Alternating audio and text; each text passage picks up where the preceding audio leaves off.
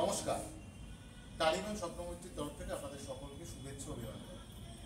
ভারত রঙ্গ মহোৎসবের 75 বছর পূর্তিতে যে গোটা ভারত জুড়ে বিশ্ব জনরং উৎসব হচ্ছে, তারই অংশ হিসাবে আজকে টালিগঞ্জ স্বপ্নমৈত্রী তাদের মহড়া পক্ষে নিবেদন করতে চলেছে আমাদের প্রাচীন নাট্যশাস্ত্রের উপর নির্ধারিত এবং ভারত রঙ্গ মহোৎসবের অংশ হিসাবে নাটক পঞ্চম বেদকথা।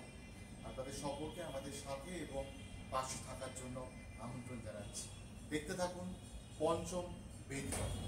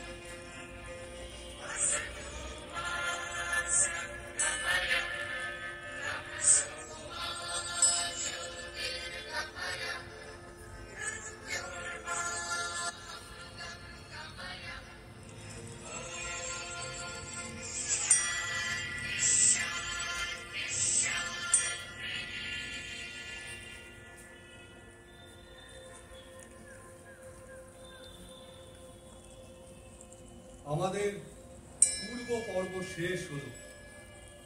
এইবার আমরা যা শিখেছি তার অনুশীলন করতে হবে। এটি কিন্তু একটি নতুন পরীক্ষা, তাই এখানে কোনো ভুল করা আমাদের উচিত নয়। প্রণাম মুনিবর। আমার স্নেহ বর্ষিত হোক তোমাদের উপর। বলো, তোমাদের আগমনের উদ্দেশ্য কি? আপনি নাট্যশাস্ত্র লেখার পর আমাদের মনে অনেক প্রশ্নই জাগ্রত হয়েছে। সেই প্রশ্নের উত্তরগুলির সন্ধানে আপনার কাছে আগমন করলাম। হ্যাঁ, নিশ্চয়ই। বিনা দ্বিধায় তোমাদের মনে জাগ্রত হওয়া প্রশ্নগুলো এখানে উত্থাপন করো। গুরুদেব, নাট্যশাস্ত্র উৎপত্তি কিভাবে হলো এবং এই নাট্যশাস্ত্রের উদ্দেশ্যই বা কি? তুমি খুব ভালো প্রশ্ন করেছো। দেখো, এই প্রশ্নটি শুধু নাটকের জন্য নয়, আমাদের জীবনের সঙ্গে যুক্ত।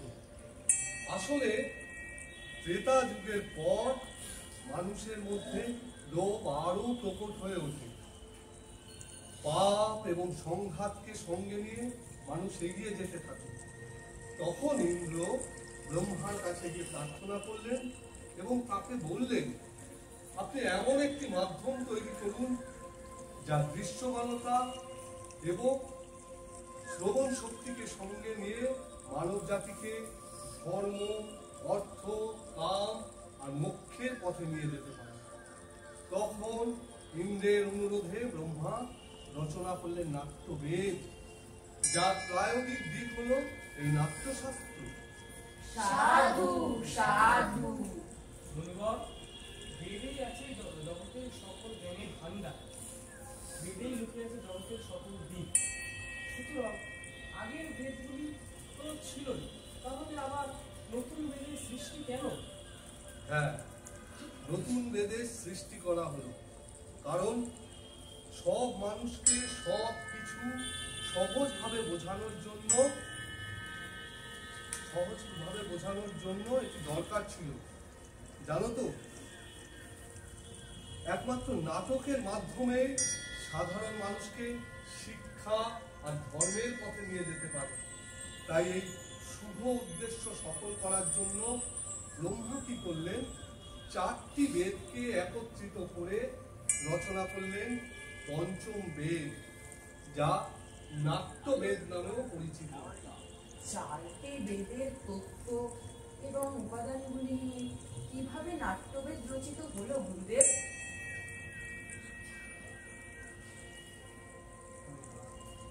এই যে গানটি তোমরা শুনলে, এটি সামবেদ থেকে নেওয়া। নাটকের গান এলো সামবেদ থেকে, অভিনয় এলো যজুর্বেদ থেকে, আর রস সেটা নেওয়া হলো অথর্ববেদ থেকে। এইভাবে 4টি বেদকে একত্রিত করে সৃষ্টি হলো পঞ্চম বেদ। ধন্যবাদ। আরো একটি প্রশ্ন, নাটক কি কেবল দেবতাদের জন্যই সৃষ্টি হয়েছে? তা নয়, তা নয়। জানো তো, রাক্ষসরাও ঠিক একই সন্দেহ ব্রহ্মার নিকট প্রকাশ করেছিলেন। তখন ব্রহ্মা বললেন, দেবতা হোক বা দানব, রাক্ষস হোক বা মানব, সকলেই নাটক করতে পারে। আসলে নাটকের মধ্যে সব আচার দেখানো হয়েছে। নাটক ক্লান্ত দুঃখে শরীরকে আশ্রয় দেয়, সেই জন্য নাটকের মধ্যে সমস্ত রস, সমস্ত অনুভূতি, সমস্ত শাস্ত্র, সমস্ত শিল্পকর্ম এর মধ্যে আছে।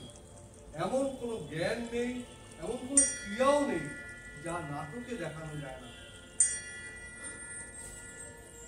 আশ্চর্য, পুরো সৃষ্টি লৌকিক, অলৌকিক, ধর্ম, শিল্প সবই নাট্যকলার মধ্যে। হ্যাঁ, নাটক সমস্ত শিল্প আর কলা উৎস বলা যেতে পারে। নাটককে সমস্ত শিল্পের সঙ্গম বলা হয়। নাটক একটি অদ্ভুত শিল্প। যেমন বেঁচে থাকার জন্য শ্বাস প্রশ্বাস, এটি একটি গুরুত্বপূর্ণ শিল্প। কিন্তু কেন আমাদের সমাজ এটিকে গুরুত্ব সহকারে নেয় না? আমি দেখেছি অনেকেই এটিকে অপ্রয়োজনীয় এবং অপ্রত্যাশিত বলে বিবেচনা করেন। এটি আমাদের মনে রাখতে হবে, আমরা শিল্পী, আমরা নীতি নির্ধারক নই।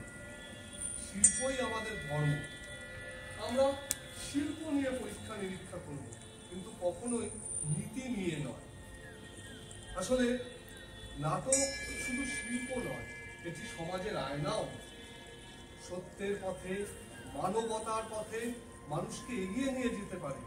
নাটক ধর্ম, বর্ণ, ভৌগোলিক অবস্থানের অতিক্রম করতে পারে। নাটক সমস্ত অনুভূতি নিয়ে একটি বিশ্বকে আদর্শ বিশ্বে রূপান্তরিত করতে পারে। যথার্থ, কোনো সন্দেহ নেই।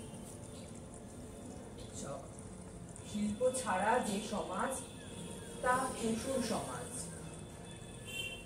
ঠিক, এই তো, তোমরা সব বুঝেছ। তারপর আর কিছু? আমরা সব বুঝতে পেরেছি মুনিবর। হে তাপস বৃন্দ, তোমাদের জন্য আমার শিল্পীরা অপেক্ষা করে আছে। তোমরা এখানে যাও, নাটকটি উপভোগ করো।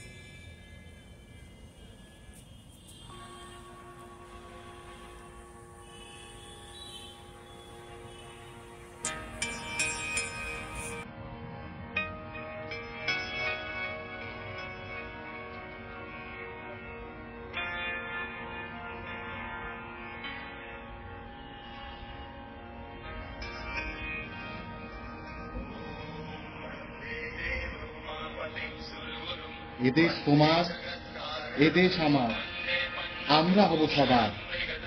আশা পূরণ করব মোরা সবার প্রচেষ্টায়।